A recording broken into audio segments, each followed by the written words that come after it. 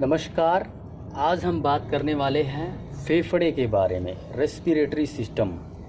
हम सबको पता है कि हमारे दोनों तरफ छाती के फेफड़े हैं, जो कि बहुत ही महत्वपूर्ण कार्य करते हैं सांस लेने और ऑक्सीजन को अंदर और कार्बन डाइऑक्साइड को बाहर करने में मदद करते हैं। तो इसमें आइए कुछ और बातें समझ लेते हैं। जो स्तनधारी जीव होते हैं, यानी कि जो दूध पिलाते हैं, वो फेफड़ों से सांस लेते हैं, ठीक है, यहाँ से सांस लेते हैं। और जो कीट है, कीट पतंगे, वो ट्राचिया से लेते हैं। यहाँ जो पाइप होती है, जो ट्राचिया होती है यहाँ पे, उसके ज़रिए ही ये लोग सांस ले लेते हैं। जलीय जो जल में रहते हैं, उनके ना यहाँ गलफड़ होता है, आपने देखा होगा। जो मछली वगैरह होती है, यहाँ गलफड़ होता है, तो वो गलफड़ से ही सांस ले लेते हैं। उनको फेफड़ों से सांस लेने की आवश्यकता नहीं, वो गलफड़ से ही ले लेते हैं सांस। मेढक जो है, अगर तो वो पानी में है तो वो गलफड़ से लेगा, ठीक है। छोटा बच्चा है तो उससे लेगा। अदरवाइज़ ये अगर पानी से बाहर है तो ये त्वचा से ही सांस ले लेता है। देखें, एक और बहुत इम्पोर्टेंट चीज़, जब हम सांस लेते हैं उसमें नाइट्रोजन 78% होता है, 78% नाइट्रोजन, ऑक्सीजन 21% होता है, और कार्बन डाइऑक्साइड जो है बहुत कम मात्रा में, दैट इज़ 0.03। जब हमने सांस लिया और जब सांस छोड़ा तब कितना छोड़ा? नाइट्रोजन 78 के 78% ही जाएगा, जैसे आया था वैसे ही जाएगा, उसका कोई काम नहीं है, ठीक है, नाइट्रोजन का। और जो ऑक्सीजन जो छोड़ेंगे वो जाएगा 17%, यानी कि 21% लिया था, 4% हमारी बॉडी में यूज़ हो गया, अब छोड़ रहे हैं हम 17%। और कार्बन डाइऑक्साइड कितना? वो जाएगा 4%, जो कि हमारी बॉडी में ऊर्जा बनाते वक्त यूज़ हुआ था, ठीक है, जो कि माइटोकॉन्ड्रिया ऊर्जा वहाँ पे निर्माण करता है। और उसके बाद वहाँ पे कार्बन डाइऑक्साइड जो है गैस पैदा होती है, और वो जो है फेफड़ों के द्वारा बाहर कर दिया जाता है। तो इस तरह से 1 मिनट में हम 16 बार सांस लेते हैं, नॉर्मली 16 बार। और वहीं पे जब हम सो जाते हैं तो हम जो है सांस 13 बार लेते हैं, 1-2 बार ऊपर नीचे हो सकता है। ऑक्सीजन सिलेंडर, जब हम पर्वत पे जाते हैं वहाँ ऑक्सीजन की बहुत कमी पड़ जाती है, तो हमें ना सिलेंडर लेके जाना पड़ता है, ऑक्सीजन सिलेंडर। अब इसमें क्या है, पर्वत पे ऑक्सीजन, इसमें देखिए नाइट्रोजन भी मिलाना पड़ता है ऑक्सीजन के साथ। क्यों मिलाना पड़ता है? क्योंकि हमें आदत हो गई है ऑक्सीजन के साथ नाइट्रोजन लेने की। ऑक्सीजन इतना भारी होता है कि अगर उसमें नाइट्रोजन ना मिलाया जाए, अगर आपको शुद्ध ऑक्सीजन दे दिया जाए, तो आपके ये फेफड़ों पे को हानि पहुंचा सकते हैं, ठीक है, क्योंकि भारी बहुत होते हैं। तो हमें शुद्ध ऑक्सीजन लेने की आदत नहीं है, इसलिए आप देखेंगे कि कहीं पे भी ऑक्सीजन के साथ सिलेंडर में नाइट्रोजन भी मिलाई जाती है। हॉस्पिटल वगैरह का जो सिलेंडर देखेंगे, तो उसमें जो है ऑक्सीजन के साथ नाइट्रोजन भी मिलाई जाती है। वहीं पे समुद्र तल में सेम ऑक्सीजन के साथ नाइट्रोजन मिलाया जाता है, लेकिन समुद्र तल में जब 300 फीट गहराई में चले जाते हैं तो वहाँ पे ऑक्सीजन के साथ हीलियम मिलाया जाता है, ना कि नाइट्रोजन। ये आपको याद रखने की आवश्यकता है। तो पूरा का पूरा श्वसन क्रिया तंत्र कैसे होता है, आइए उसको समझते हैं। सबसे पहले जब हम सांस लेते हैं तो यहाँ पहुँचती है हमारे, ठीक है, और इसे बोला जाता है नसल कैविटी, यहाँ नाक पे। इसके बाद यहाँ पे एक चीज़ है, इसको बोला जाता है साइनस, ठीक है, यहाँ के बाद यहाँ पे, और उसके बाद यहाँ जो एक ऐसी गलफड़ सी दिखाई देती है ना यहाँ अंदर, इसको बोला जाता है फेरिंग्स, ठीक है। फेरिंग्स के बाद सांस जाता है एपिग्लोटिस में। यही फूड पाइप भी है और यही जो है सांस लेने की भी नली है। अब ऐसे भी तो हो सकता है ये सांस जो है पेट में चला जाए, मतलब कि जो हवा है और खाना इसके अंदर चला जाए, है ना, लंग्स के अंदर। ऐसा नहीं होता है। उसका ये क्यों नहीं होता है?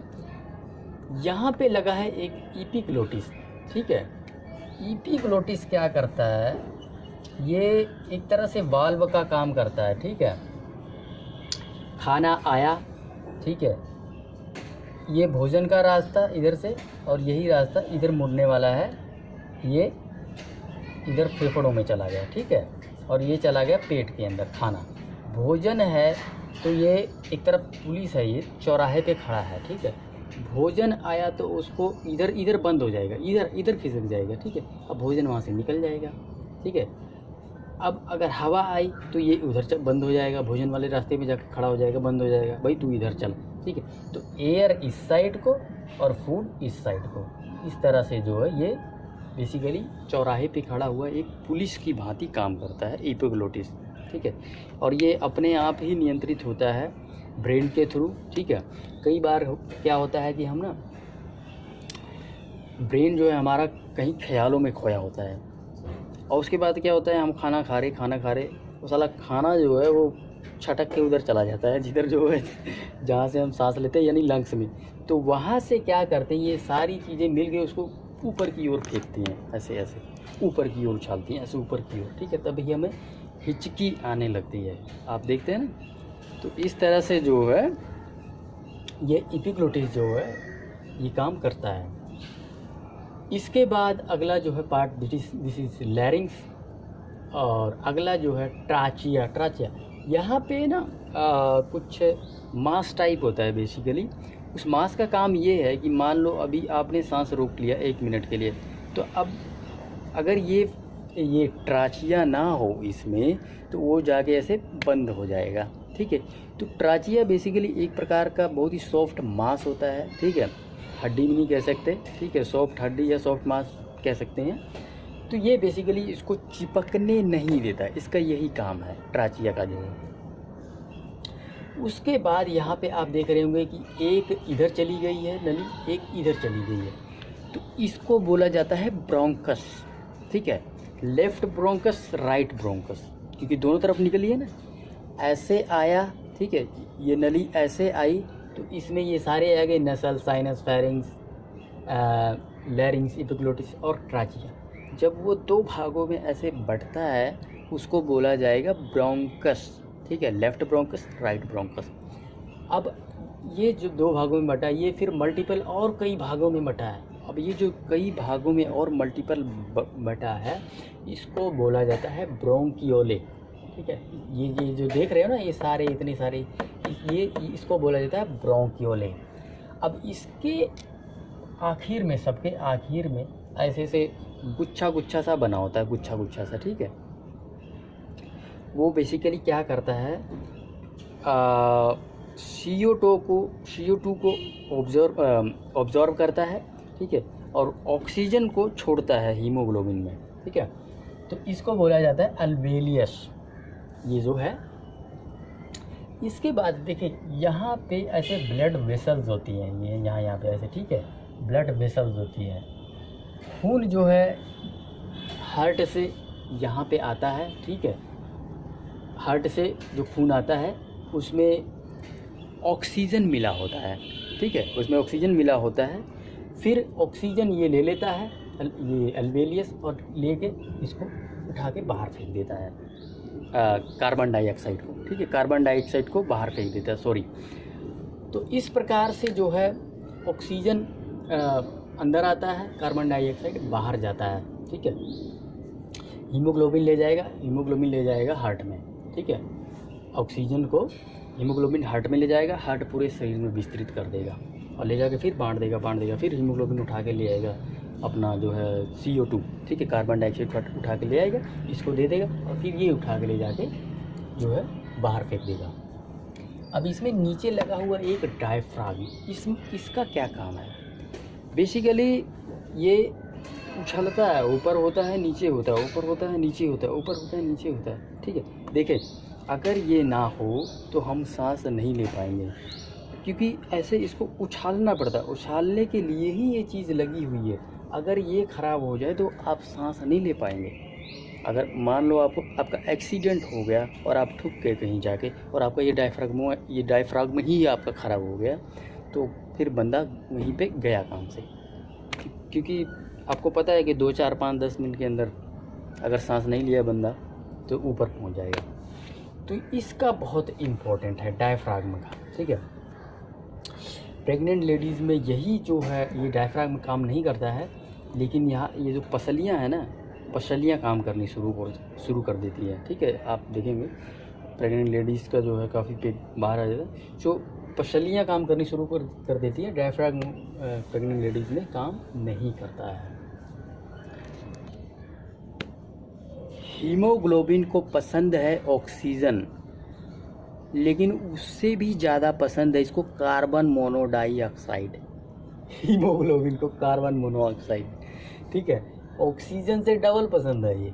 अब होता क्या है, कई बार क्या है कि हम कई ऐसी जगह पे चले जाते हैं जहाँ पे धुआं बहुत हो, ठीक है, या सर्दियों में अंगीठी जला के सो गए, ठीक है, तो हीमोग्लोबिन क्या करता है, सांस में आपने लिया, ऑक्सीजन भी है, कार्बन डाइऑक्साइड भी है और कार्बन मोनोऑक्साइड भी है। ये क्या करेगा हीमोग्लोबिन, इसको छोड़ के इसको उठा ले जाएगा और पूरे शरीर में आपको धुआं भर देगा, क्योंकि ये डबल पसंद है इसको, कार्बन मोनोऑक्साइड। ऑक्सीजन से ज़्यादा पसंद इसको ये है, हीमोग्लोबिन को। तो कभी भी जो है आप देखेंगे हम ऐसी जगह पे आके जहाँ पे धुआं ज़्यादा है तो हमें चक्कर आने लगता है, इसी वजह से, क्योंकि हमारे पूरे शरीर में जो है ये ऑक्सीजन की जगह कार्बन मोनोऑक्साइड भर जाता है। आपने सुना होगा कई लोग बीमार होते थे तो पता चलता है कि जी फलाना आदमी जो है वेंटिलेटर पे है, अभी उसकी हालत बहुत सीरियस है। वेंटिलेटर पे एक इंसान कब जाता है, जब वो अपने फेफड़ों से सांस नहीं ले पाता। उसको कृत्रिम जो है, ये एक प्रकार का फेफड़ा है, ये कृत्रिम फेफड़ा है वेंटिलेटर। पूरे पाइप जो है यहाँ पे घुसा देते हैं उसके फेफड़ों में, ठीक है, और फिर फेफड़े तो काम कर नहीं रहे। हीमोग्लोबिन ये क्या है, पंप अप करता है निकालता है, पंप अप करता है निकालता है, ठीक है, फेफड़ों का काम वेंटिलेटर शुरू कर देता है। और इसी प्रकार से जो है जब हमारे फेफड़े काम नहीं करते हैं तब हमें वेंटिलेटर की आवश्यकता होती है। अगर आपके फेफड़े काम कर रहे हैं तो जो है कई जगह पे जैसे ऑक्सीजन नहीं होता है तो वहाँ पे सिर्फ सिलेंडर से ही काम चल जाता है, हमें बस मास्क लगाया जी हो गया, क्योंकि फेफड़े काम कर रहे हैं। अब यहाँ पे फेफड़े काम नहीं कर रहे हैं तो जो है हमें कृत्रिम फेफड़े, एक तरह से आप कह सकते हो कि वेंटिलेटर इज जस्ट लाइक ऐसे कृत्रिम फेफड़ा, ठीक है, तो इसका जो है इस्तेमाल किया जाता है इसमें।